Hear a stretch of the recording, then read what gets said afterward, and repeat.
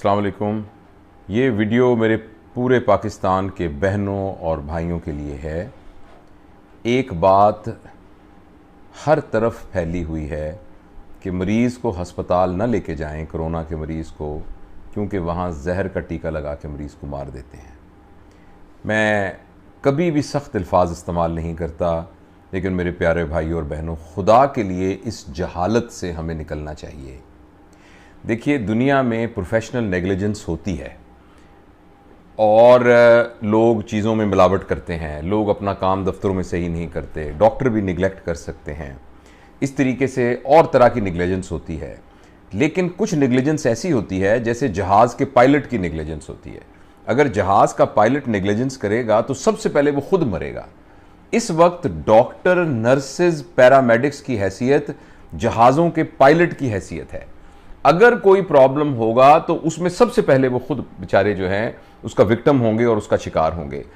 मैं आपको पूरे यकीन के साथ दिलाता हूं कि इस वक्त कोरोना की इस वॉर के अंदर अगर कोई फ्रंट लाइनर है, मैं ये नहीं कह रहा कि पॉलिसी मेकर पॉलिसी नहीं बना रहे और एडमिनिस्ट्रेशन काम नहीं कर रही, मगर वो सारे के सारे पीछे बैठे हुए हैं।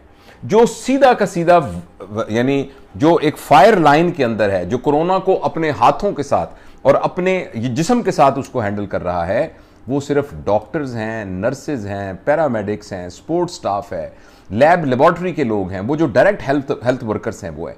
ऐसी सूरत हाल के अंदर हम अपनी बेवकूफ़ी की वजह से और बग़ैर एहतियात करने की वजह से हमने इस वायरस को पूरे पाकिस्तान में फैलने दिया। फिर ईद के दिनों में पता नहीं हमारे ऊपर क्या पागलपन का दौरा पड़ा कि हमने वो जूतियां नहीं लेने के लिए और चूड़ियां नहीं लेने के लिए और कपड़े लेने के लिए एक पूरा का पूरा एटम बम फोड़ दिया इस वायरस का।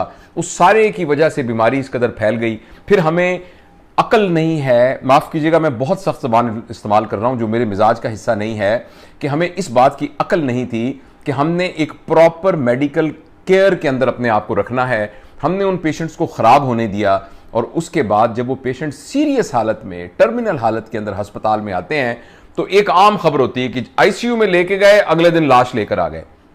भाई, उस वक्त पेशेंट उस स्टेज के ऊपर है जिस वक्त उसके फेफड़े बिल्कुल एक स्टिफ हो चुके हैं और वेंटिलेटर भी उनको सांस नहीं दे सकता।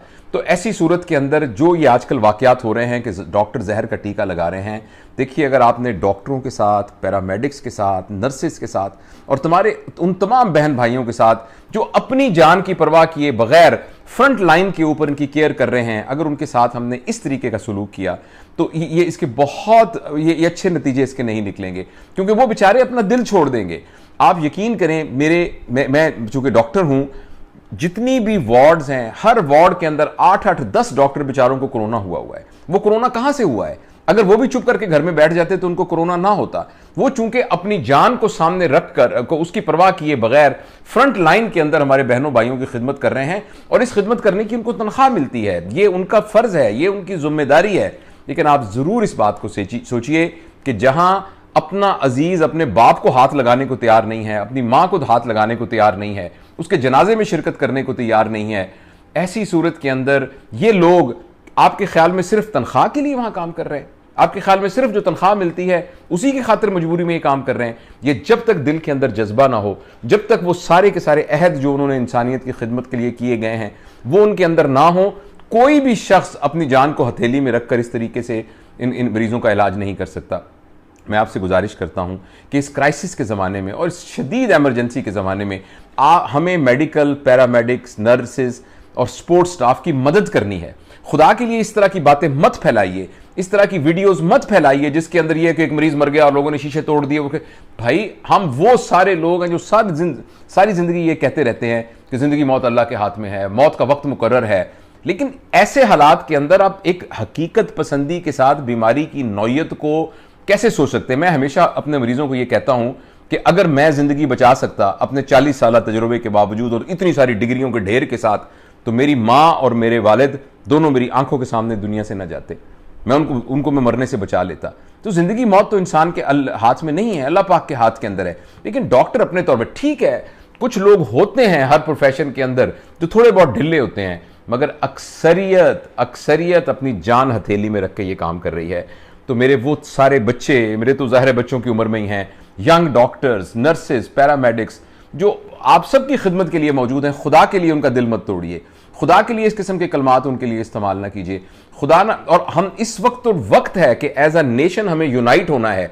इस वक्त हम तबकात में बढ़ जाएं, डॉक्टर खराब हैं, नर्सेज खराब हैं, फलां खराब है, फलां खराब है, सियासतदान ठीक नहीं है, फलां ठीक, यही तो वो वक्त है जिसमें कौमों ने इकट्ठे होना है और वातसिमू बिहब्लिल्लाहि जमीअन वला तफर्रकू वाली कुरान की आयत के ऊपर अमल करना है, ताकि फिर अल्लाह ताला की वो रहमत जो कुरान की आयत के साथ मुतल्लक है वो हमारे ऊपर उतरे। यही तो वक्त है जो इकट्ठा होना है। खुदा के लिए इस तरह की गलत बातें मत फैलाइए, और जो SOPs बताई जा रही हैं, और खुदा के लिए मैं आपके सामने हाथ जोड़ता हूं, मेहरबानी करके घरों में बैठिए, खुदा के लिए टिक जाइए, खुदा के लिए अभी शॉपिंग वगैरह छोड़ दीजिए, खुदा के लिए अभी बाजारों में उस तरीके से ना फिरिए, थोड़ी देर के लिए सब्र कर लीजिए, तो इंशाअल्लाह रोज़ आप देखेंगे कि हम इस बीमारी पर काबू पा लेंगे। मेहरबानी करके इन बातों को ज़रूर अमल कीजिए। मैं बहुत ही दुखी दिल से ये बात कर रहा हूँ। मैं अपने 2 बेटों को, बल्कि 3 बेटों को, डॉक्टर मोहम्मद अरमगान जो कि one of the finest surgeon है, मेरा ट्रेनी है, वो मेरा बच्चा है, मेरे अपने बेटों की तरह है, वो जो है वो बहुत मुफीद इंसान है, हज़ारों लोगों को कि उसने ऑपरेशन किए हैं, हज़ारों लोगों को वो सर्जरी सिखाता है। वो एक छोटे से कमरे में बेचारा क्वारंटाइन होकर कोरोना के साथ लड़ रहा है। मेरे जो 2 रियल बेटे वो उसके यानी क्वारंटाइन के अंदर हैं। हम खुद मतलब इतने लोगों को, अपने अजीज़ों वकारब को देख रहे हैं। इस सारे में हम सबकी एक कौमी जिम्मेदारी है। मेहरबानी करके घर में रहिए। यकीन करिए कोई जहर का टीका नहीं है, किसी किस्म का कोई जहर का टीका नहीं। जो कौन लगाएगा जहर का टीका? आपके ख्याल में किसी को जहर का टीका लगा के कोई रात को सुकून से सो सकता है? आपके ख्याल में इंसान इतना बेज़मीर हो सकता है कि किसी को खुद मार देगा? तो इसलिए मेहरबानी करें, इस किस्म की अफवाहों से बचें, और इस तरह की कोई बात आती है तो खुदा के लिए उसको ना फैलाइए। ये वो वक्त है जहां हम सब ने इकट्ठे होना है। अल्लाह हमारी मदद करे।